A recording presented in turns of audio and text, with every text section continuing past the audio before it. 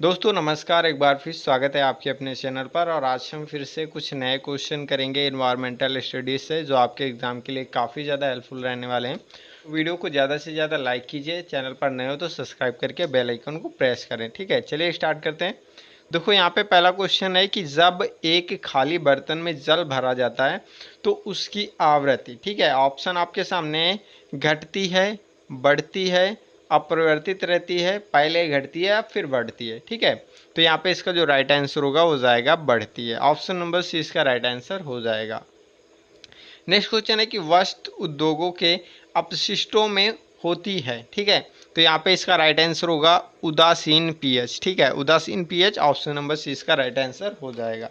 अब देखो pH scale की बात करें तो पीएच स्केल जो होता है वो 3 पार्टों में होता है और 0 से लेकर 14 तक होता है। ठीक है, ये आपका पीएच स्केल का पैमाना होता है। देखो ये 3 पार्ट में होता है। कैसे होता है, देखो 0 से 7 के बीच में एक पार्ट होता है, 7 पर दूसरा पार्ट होता है और 7 से 14 के बीच में तीसरा पार्ट होता है।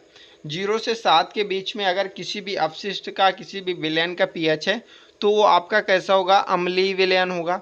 ठीक है, 7 पे होगा तो कैसा होगा, उदासीन होगा। और अगर आपका 7 और 14 के बीच में तो कैसा विलयन होगा, क्षारीय होगा। ठीक है, तो इस प्रकार से ये आपका पीएच स्केल होता है और इसी के सहारे हम विलयन की क्षारीयता, अम्लीयता ज्ञात करते हैं। ठीक है, तो ये आपको याद रखना है, इससे रिलेटेड क्वेश्चन आपके एग्जाम में पूछे जा सकते हैं। ठीक है, चलिए नेक्स्ट क्वेश्चन देखते हैं। नेक्स्ट क्वेश्चन में कहा गया कि मध्य प्रदेश प्रदूषण नियंत्रण मंडल, ठीक है, एमपी पॉल्यूशन कंट्रोल बोर्ड ने उद्योग से निकलने वाले प्रदूषित जल का बीओडी मान निर्धारित किया है। ठीक है, तो यहाँ पे इसका राइट आंसर होगा 30 मिलीग्राम पर लीटर। ठीक है, जो बीओडी मान निर्धारित किया गया वो हो जाएगा 30 मिलीग्राम पर लीटर। तो ऑप्शन नंबर सी इसका राइट आंसर हो जाएगा। नेक्स्ट क्वेश्चन है कि अगर पीएच 10 है तो अवशिष्ट कैसा होगा। ठीक है, अभी आपको बताया कि 0 से 14 के बीच में आपका पीएच स्केल होता है और ये 3 पार्टों में डिवाइड होता है। जब भी पीएच का मान अगर हमारा 0 से 7 के बीच में होगा तो हमारा जो विलयन होगा, जो अपशिष्ट होगा वो कैसा होगा, वो अम्लीय होगा। और 7 से 14 के बीच में होगा तो कैसा होगा, वो आपका क्षारीय होगा। और यहाँ पे पीएच 10 कहा गया जो 7 से 14 के बीच में, तो विलयन कैसा होगा, क्षारीय होगा। तो ऑप्शन नंबर 20 का राइट आंसर हो जाएगा। ठीक है, चलिए नेक्स्ट क्वेश्चन देखते हैं। नेक्स्ट क्वेश्चन में भोपाल गैस कांड, जिसमें मिथाइल आइसोसाइनाइड गैस थी, जिसे बनाती थी एक कंपनी। ठीक है, वो कंपनी कहाँ की थी, तो वो एक अमेरिकन कंपनी थी। तो ऑप्शन नंबर ए इसका राइट आंसर हो जाएगा। नेक्स्ट क्वेश्चन है कि वायुमंडल में उपस्थित नमी जब संघनित होकर दिखाई देने लगती है तो उसे क्या कहते हैं, तो उसे हम कोहरा कहते हैं। तो ऑप्शन नंबर ए इसका राइट आंसर हो जाएगा। चलिए नेक्स्ट क्वेश्चन देखते हैं। नेक्स्ट क्वेश्चन में कहा गया है कि एक अनुमान के अनुसार सीएफसी का जीवन काल होता है। ठीक है, सीएफसी क्या होता है, सी आपका होता है क्लोरोफ्लोरोकार्बन। ठीक है, तो उसका जो जीवन काल होता है वो 10 से 100 वर्ष तक होता है। ठीक है, मनुष्य द्वारा सिगरेट पीना आता है। ठीक है, तो जो मनुष्य सिगरेट पीता है वो व्यक्तिगत वायु प्रदूषक के अंतर्गत आता है। तो यहाँ पे ऑप्शन नंबर ए इसका राइट आंसर हो जाएगा। चलिए नेक्स्ट क्वेश्चन देखते हैं। नेक्स्ट क्वेश्चन में कि मनुष्य में पाया जाने वाला बाइकाइनाइटिस रोग का मुख्य कारण क्या है, तो यहाँ पे इसका राइट आंसर होगा वायु प्रदूषण। ठीक है, जो बाइकाइनाइटिस रोग होता है वो वायु प्रदूषण के कारण होता है। तो ऑप्शन नंबर ए इसका राइट आंसर हो जाएगा। नेक्स्ट क्वेश्चन है कि त्वचा कैंसर का मुख्य कारण है, तो यहाँ पे इसका राइट आंसर होगा ओजोन परत का नष्ट होना। ठीक है, और ओजोन परत किस कारण से नष्ट हो रही है, वो आपका क्लोरोफ्लोरोकार्बन के कारण या फिर जो भी आपकी ग्रीन हाउसेस गैसेज हैं उनकी बढ़ोतरी होने के कारण ये सारा ओजोन परत धीरे धीरे नष्ट हो रही है। ठीक है, नेक्स्ट क्वेश्चन है कि सीएफसी का प्रयोग किया जाता है, तो देखो सीएफसी का जो प्रयोग होता है वो रेफ्रिजरेटर में भी होता है, अंडों के कार्टून पैकिंग में भी होता है, वातानुकूलित यंत्रों में भी होता है। ठीक है, तो यहाँ पे सारी जगह पे होता है। तो यहाँ पे इसका जो राइट आंसर होगा हो जाएगा ऑप्शन नंबर डी, उपरोक्त सभी। ठीक है, चलिए नेक्स्ट क्वेश्चन देखते हैं। नेक्स्ट क्वेश्चन है कि वायु प्रदूषण का रंग प्रभाव होता है, तो यहाँ पे इसका राइट आंसर होगा रंगहीन हो जाता है। तो ऑप्शन नंबर ए इसका राइट आंसर हो जाएगा। चलिए नेक्स्ट क्वेश्चन देखते हैं। नेक्स्ट क्वेश्चन में क्या आ गया कि 40 डेसिबल शोर का स्तर निर्धारित किया गया है। ठीक है, तो यहाँ पे इसका राइट आंसर होगा शयन कक्ष। ऑप्शन नंबर ए इसका राइट आंसर हो जाएगा। ठीक है, तो यहाँ पे जो डेसिबल यूज हुआ है वो ध्वनि की मापक यंत्र का एक इकाई है। ठीक है, तो यहाँ पे डेसिबल आपका ध्वनि मापक इकाई है, तो यहाँ पे आपको ये भी याद रखना। नेक्स्ट क्वेश्चन है कि जब ध्वनि एक माध्यम से दूसरे माध्यम में प्रवेश करती है तो अपरिवर्तित रहता है, ठीक है। तो यहाँ पे इसका चाल जो होता है परावर्तित हो जाता है, तीव्रता भी परावर्तित हो जाता है, आयाम भी परावर्तित हो जाता है, लेकिन जो आपकी आवृत्ति होती है, जो ध्वनि की आवृत्ति होती है वो अपरिवर्तित रहती है। तो ऑप्शन नंबर डी इसका राइट आंसर हो जाएगा। स्पष्ट ध्वनि सुनने के लिए परावर्तक तल ध्वनि स्रोत के बीच की न्यूनतम दूरी कितनी होनी चाहिए? तो यहाँ पे इसका राइट आंसर होगा 17 मीटर, ठीक है। ऑप्शन नंबर बी इसका राइट आंसर हो जाएगा। चलिए नेक्स्ट क्वेश्चन देखते हैं। नेक्स्ट क्वेश्चन में कहा गया है कि आवृत्ति की इकाई है, ठीक है। तो आवृत्ति की जो इकाई होती है वो हर्ट्ज होती है, तो ऑप्शन नंबर सी इसका राइट आंसर हो जाएगा। एम्पियर जो होती है वो विद्युत धारा की होती है, वोल्ट जो होती है वो विभवांतर की होती है, और जो न्यूटन होता है वो आपका बल का होता है, वो आपका फोर्स का होता है, ठीक है। नेक्स्ट क्वेश्चन है कि ध्वनि तरंगे नहीं चल सकती, तो यहाँ पे इसका राइट आंसर होगा निर्वात में, ठीक है। ध्वनि तरंगों के चलने के लिए यहाँ पे उनको माध्यम की आवश्यकता पड़ती है, तो यहाँ पे वो निर्वात में नहीं चल सकती। ऑप्शन नंबर सी इसका राइट आंसर हो जाएगा। नेक्स्ट क्वेश्चन है कि निम्न में किसके द्वारा सबसे ज़्यादा ध्वनि प्रदूषण होता है, ठीक है। तो यहाँ पे इसका राइट आंसर होगा हवाई जहाज के उड़ान भरने से, ठीक है। ऑप्शन नंबर डी इसका राइट आंसर हो जाएगा। ध्वनि का प्रभाव कितने समय तक रहता है? तो यहाँ पे इसका राइट आंसर होगा 1/10 सेकेंड। ऑप्शन नंबर बी इसका राइट आंसर होगा।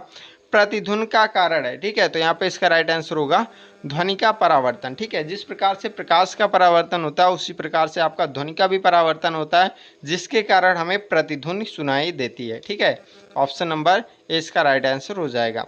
सौर ऊर्जा प्रदूषित करती है, ठीक है। तो सौर ऊर्जा किसी को भी नहीं प्रदूषित करती है, तो इनमें से राइट आंसर हो जाएगा इनमें से कोई नहीं, ठीक है। ऑप्शन नंबर डी इसका राइट आंसर हो जाएगा। पृथ्वी का लगभग कितने प्रतिशत भाग जल से ढका हुआ? तो ये तो आपको पता ही होगा कि 70% जो भाग है अपनी अर्थ का, अपनी पृथ्वी का, वो जल से ढका हुआ। तो यहाँ पे ऑप्शन नंबर 20 का राइट आंसर होगा। अब देखो यहाँ पे पूछा गया कि अम्लीय वर्षा का पीएच मान होता है, ठीक है। तो अभी हमने पीएच स्केल के बारे में आपको डिटेल से बताया कि अम्लीय क्या वहाँ पे होगा, आपका क्षारीय कहाँ पे होगा।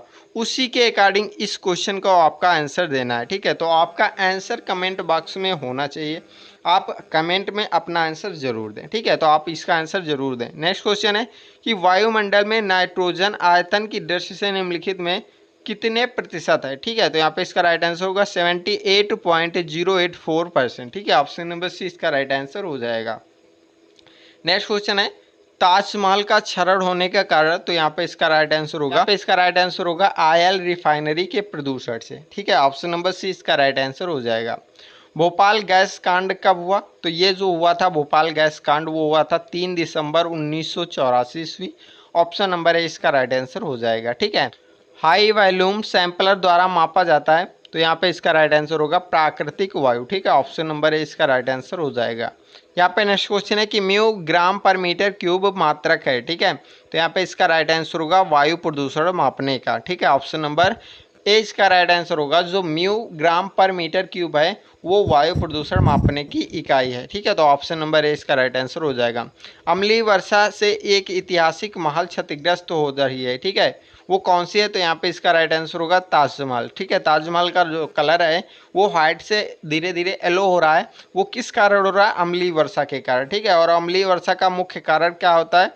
वो होता है आपका SO2, ठीक है, सल्फर डाइऑक्साइड। और आप पे नेक्स्ट क्वेश्चन है कि ग्रीन हाउस प्रभाव के कारण होता है, तो यहाँ पे इसका राइट आंसर होगा तापक्रम में वृद्धि। ऑप्शन नंबर 20 का राइट आंसर हो जाएगा। वायुमंडल में सुरक्षा कवच के नाम से जाना जाता है, तो यहाँ पे इसका राइट आंसर होगा ओजोन परत।